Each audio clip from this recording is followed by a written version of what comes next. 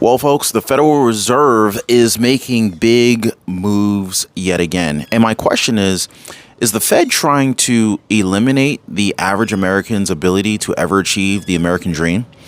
Well, guys, in this video, we're going to talk about the Federal Reserve, some of the moves that they're making, how this is impacting the housing market. A lot of you guys know that, we're trying to move to Florida. We're trying to buy a house in Florida, and we're running into all sorts of economic issues.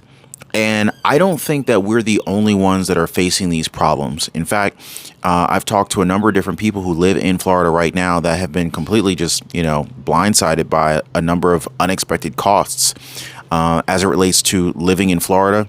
And I don't think that this problem is limited to Florida either. I think that this is a problem that affects all 50 states right here in America.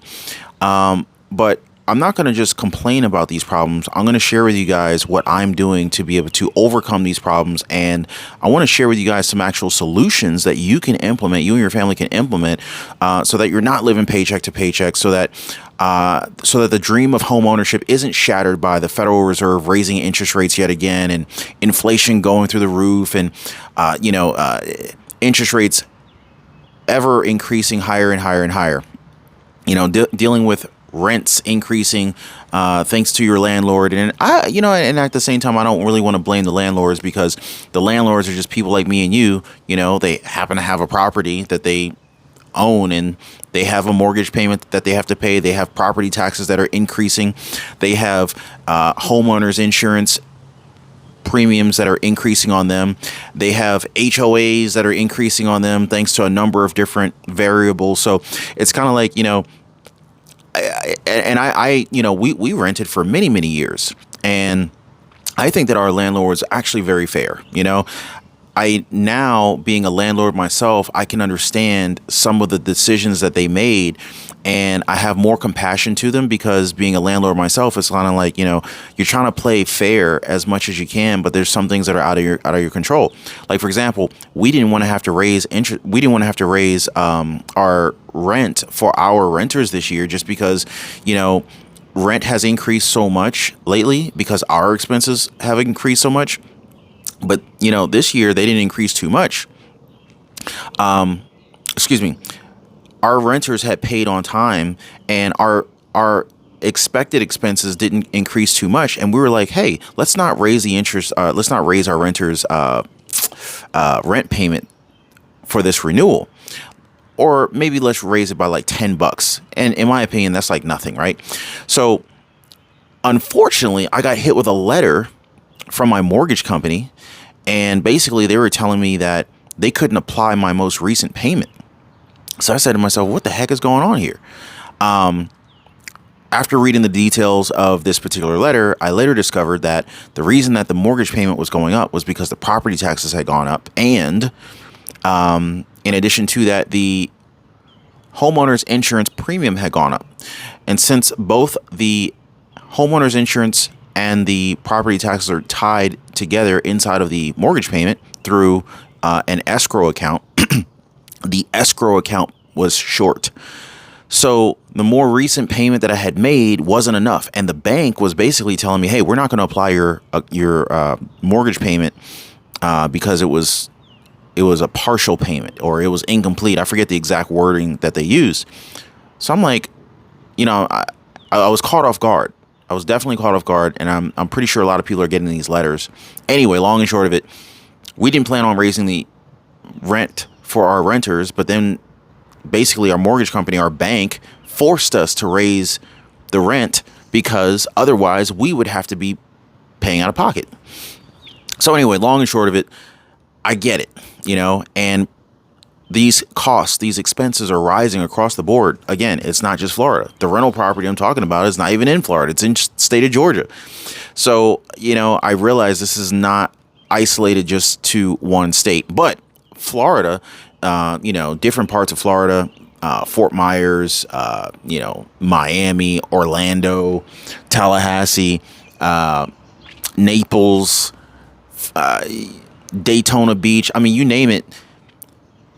Florida has had a really interesting last 24 to 36 months. Florida used to be cheap, but Florida is now getting to be almost as expensive as New York has been. Don't get me wrong, it's not as expensive as New York unless you happen to live in some of the very, very high end parts of Florida. But for the most part, it is drastically more expensive. And, if you're low income, if you're middle income, it's harder and harder to survive. And more families are living paycheck to paycheck. I read a study indicating that the average family couldn't handle an unexpected $400 emergency. Even fewer people are able to handle an unexpected $1,000 emergency, right? So affordability in terms of the housing market, affordability in Florida, affordability in terms of, even the rental market in Florida and many other states is becoming less and less affordable. We are seeing that the inflation rates are coming down a little bit. And so the Federal Reserve is making some traction there. So that's good. But at the same time, it is definitely creating a very difficult situation for home buyers. So I definitely wanted to touch on that. And at the same time, I wanted to touch on some solutions, right? So, yes, things are getting more expensive. And I'm going to just be blatantly honest with you guys. Things are going to continue to get more expensive. The Federal Reserve has already committed to a 2% inflation target. So what this means is while inflation has hit 8-9% over the last several months, and recently, according to the recent CPI report, inflation is now sitting at like 4% inflation. They're working to, Fed Chair Jerome Powell and the whole Federal Reserve team is working to get inflation down. Simple fact of the matter is that the target is 2%. So what that means is that your cost of living will continue to get more expensive. It's just going to get more expensive at a slower pace, but they're not going to bring the cost of living down. So the question is, well, how do we survive? How do we get out of this mess, right? And a lot of you guys were asking me, well, Ron, how are you ever going to move to Florida? Well, it's not that I can't afford to move to Florida. We could move to Florida tomorrow if we wanted to. But the simple fact of the matter is I'm trying to be able to pick up a property that makes sense. So not just move to Florida, move to Florida and basically get paid for doing it, right? And right now the numbers are not lining up in our favor when we look at all the different expenses that would be incurred. Now, a lot of you guys have asked me, well, how are you able to pull this thing off? Well, years ago, I decided that, just studying different successful people, how are these other people doing it, reading a number of different books, Rich Dad, Poor Dad, the 7 Habits of Highly Successful People, Who Moved My Cheese, I think it's the 48 Laws of Power, the 4-Hour Work Week. I've read so many different books regarding money, personal finance, generating passive income, creating online businesses with the goal of somehow, some way creating some passive income streams. Warren Buffett once said that if you don't figure out how to make money while you sleep, you will work until you die. And with that being said, I figured, hey, I don't want to be waiting until I'm 69 years old. I think they're trying to raise the retirement age to like 69 years old. It's kind of crazy. I don't want to wait till 69 years old to start living my life. And if you have to trade your time for money, if you have to allocate, 40, 50, 60 hours a week to being in a building, it really puts a drag on what you can do with your free time. Because at the end of the day, that's a significant portion of your day gone. And, most jobs, most companies, I don't know if I should say most, but I know a lot of companies, they don't even care about us. So I said to myself, I need to figure out a way to break free to get out of this mess. And so, that has literally been my life's mission, to be able to spend more time with my family. And I realized that creating and generating, nurturing, scaling passive income streams was the only way that I was going to be able to pull this off. And so how am I able to move to Florida? I'm going to share with you guys some of the passive income streams that either I am using right now to generate at least $1,000, $1,500 a day. But these are also things that friends of mine, colleagues that I know of and I'm very close to are using to generate passive income themselves. So I'm either doing these things myself or I know people who are doing them. And so I wanted to share these passive income ideas with you. And one thing I want to be just very clear and upfront: passive income. What is passive income, right? So first of all, passive income to me is the type of income that you can earn without necessarily clocking in, showing up for work, and spending a certain amount of hours or spending a certain amount of, a preset amount of time doing it in order to earn it. So for example, passive income to me means that I can be sleeping in the middle of the night and be earning income. I can take a vacation with my family and spend a wonderful time on the beach, spend, hours at the pool all day. I can spend, I can hang out at the park. I can be in a bookstore and just read. I can go to restaurants. I can hang out at the gym and work out. A lot of you guys know how passionate I am about fitness and training, and I love working out, and I've met a lot of cool people in the fitness clubs. And so these are the things that I like to do personally. But the great thing about passive income is I can be earning money while I'm doing these things that I shared with you guys. When I was at work spending 40, 50, honestly, I'd spend a minimum of 50 hours a week when you include the commute time. That was a lot of hours and time that I couldn't spend with my family. And that was a huge problem. But funny thing is I didn't even realize how big of a problem it was until after the pandemic hit. And then I all of a sudden spent 24 hours a day with these people. And I'm like, wait, I missed you guys. I didn't realize how much time I had spent away from you guys. And it's funny how most people spend so much time earning a living that they forget to live. And so I feel that personally, having passive income is a way of getting my freedom back, and I'm a firm believer in that. So anyway, I wanted to share with you guys some of the different passive income streams that I'm using right now to generate, at least $1,000 a day in passive income. And these are things that either I am doing myself or I have friends that are doing these different strategies. So,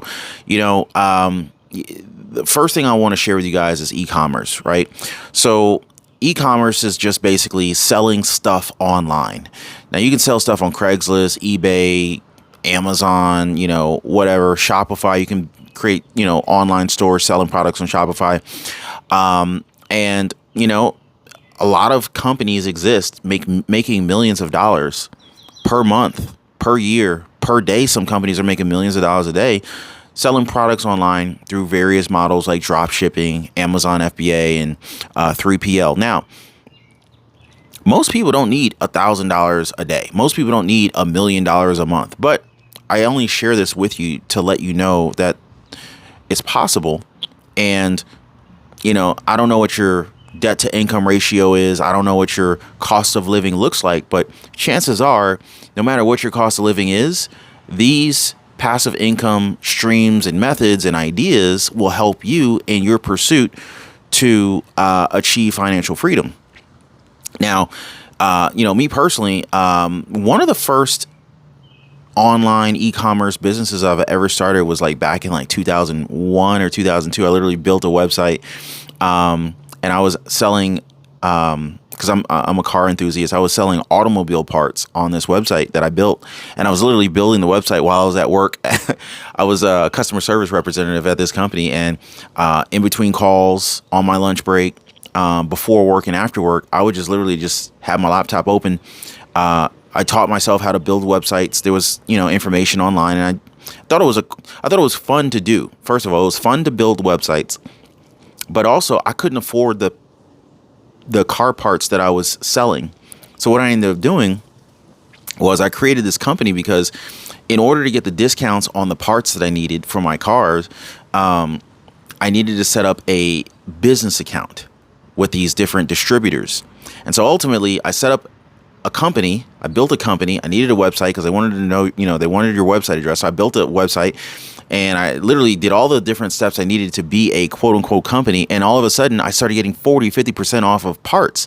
And this was crazy. But the thing is I needed to buy a certain amount of parts in order to maintain that discount. So how would I do that? Well, as an individual, I wasn't buying that much stuff myself, but I was a member of different car clubs. So I told people in the car clubs, hey, I got a business. If you guys need car parts, hit me up.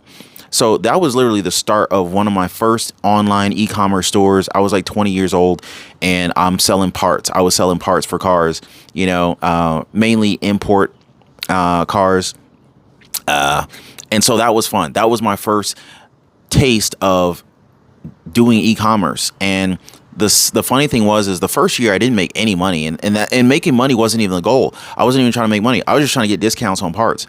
But lo and behold, by year 2, I had generated like $100,000 in revenue, and I had roughly about a 30 to 40% profit margin. So not bad for a 22-year-old kid building something part time while at work.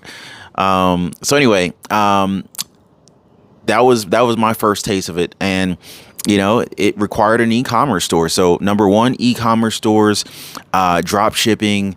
And for me, I was ordering parts at first, but I later discovered, hey, I can sell the parts and not even touch them.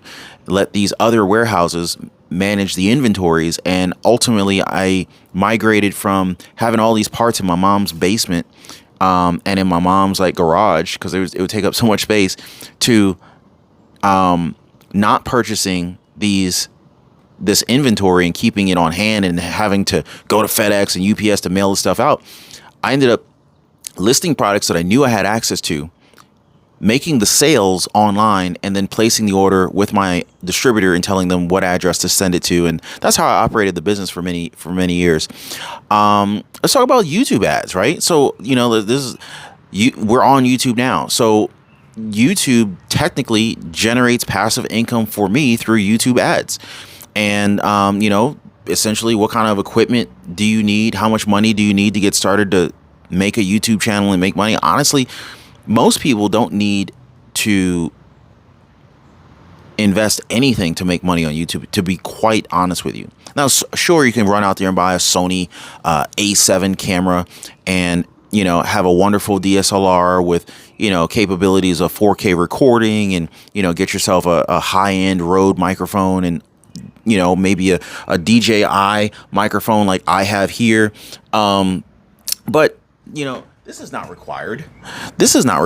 Like, these are niceties, but they're not required to get going. And me personally, I'm a huge fan of minimal viable products, meaning to test something and make sure it works, put as little into it as possible to get a result, to get, kind of like when you're in school, you just want to create a simple experiment so that you can get results. And then based on your results, like, you determine where to go from there. And so you create a business, and your hypothesis is that I think if I do X, I will earn X, right?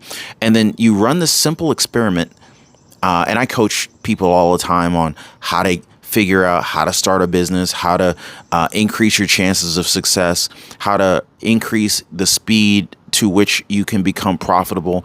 But in my opinion, I feel that when it comes to starting a business, it's not a matter of if you're going to make money. It is a matter of how long will it take you to make money. In other words, it's not a matter of if you're going to make money, it's when are you going to make money. So as long as you're committed to building a business and being profitable, you're going to make money. Now, I want to emphasize the amount of consistency and commitment and dedication, that you're going to want to put into your business to guarantee your long-term investment for success, right? So now, how much can you make from YouTube ads? I mean, I would say that you can make anywhere from pennies a day to tens of thousands of dollars per day on YouTube ads. It is entirely up to you. Now, me personally, YouTube has a YouTube partner program, and I've monetized channels in the fastest I've ever monetized a channel is probably 40 days or 45 days. And so within 45 days, I was making money. And how much do you need to get started? Well, I started with my cell phone, which I already had, and that was really it. My cell phone, that was really it. That was literally all I had. So I started with no money because I already owned the cell phone. And then, as I continued to make videos and started making money, I reinvested into the business and I bought, tripods and microphones and stands and, multiple other types of cameras because, depends on what you want to do, drones. So lighting. So there's lots of other things you can invest your money into to help improve the quality of the videos you produce and help to grow your channel, but it's not required to get started. All right. So let's talk about the next thing, blogs. So what is a blog? So a blog is nothing more than a website, but it is a great way to generate passive income. And a lot of people don't even realize how much opportunity there is to generate passive income through blogging, right? So, I just want to kind of break down some of the income streams that you can earn and generate through blogging. Now, if you guys want to learn more about how to get going, how to get started, creating a YouTube channel, building a blog, definitely feel free to join us over in the Patreon community. I'm putting more and more content out there. I want to help out as many people as I can. Now, basically from, a blog is just a website, and the website makes money by having affiliate revenue. So what is an affiliate revenue, right? Well, if you guys are familiar with real estate agents, they don't own the houses that they sell, right? They list other people's houses for sale, and then they earn a commission when the sale takes place thanks to them. And so literally when a real estate agent earns a commission is basically the seller or the buyer saying, thank you for putting me in contact with for helping me to close this deal, right?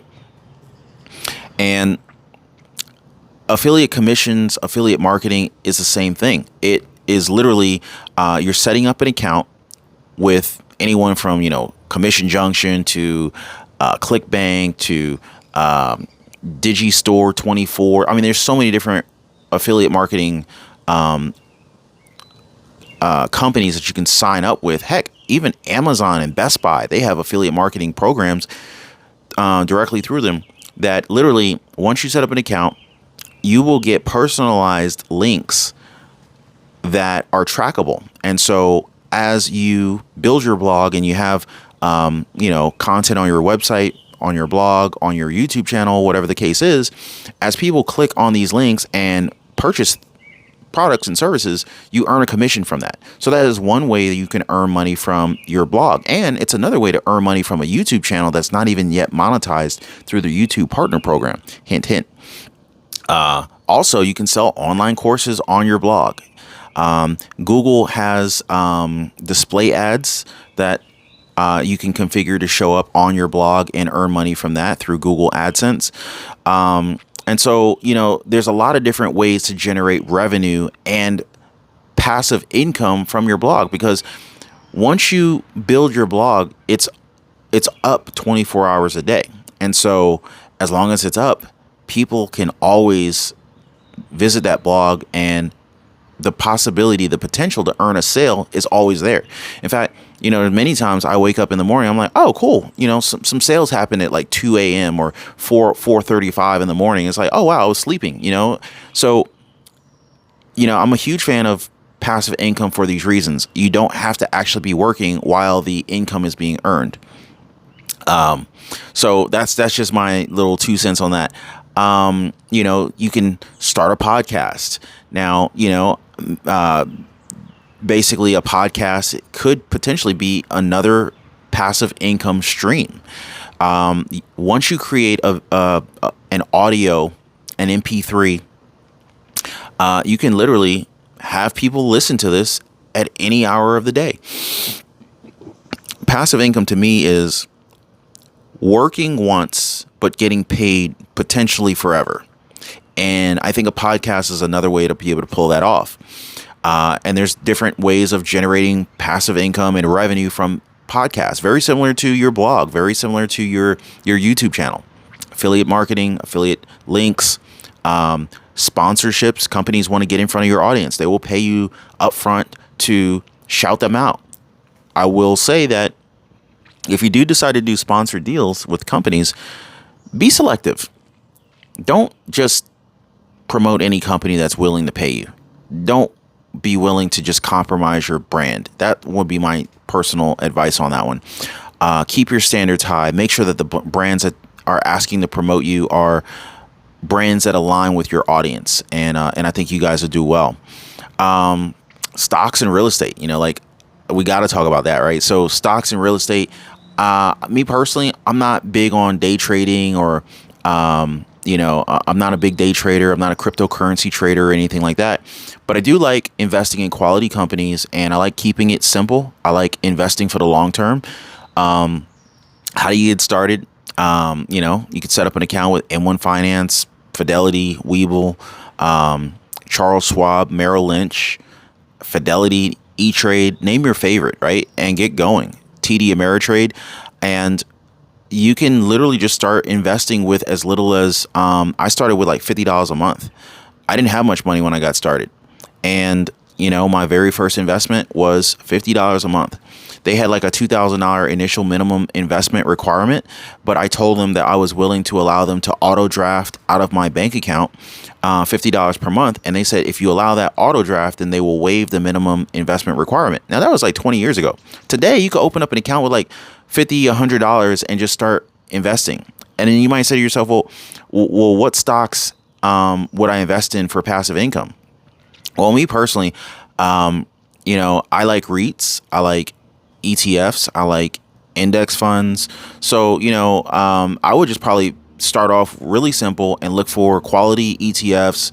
Vanguard's got a lot of nice quality ETFs, ticker symbol VOO, ticker symbol VNX, iShares, Charles Schwab. They got a lot of different ETFs, and ETFs are exchange traded funds, and they're just a big basket of stocks.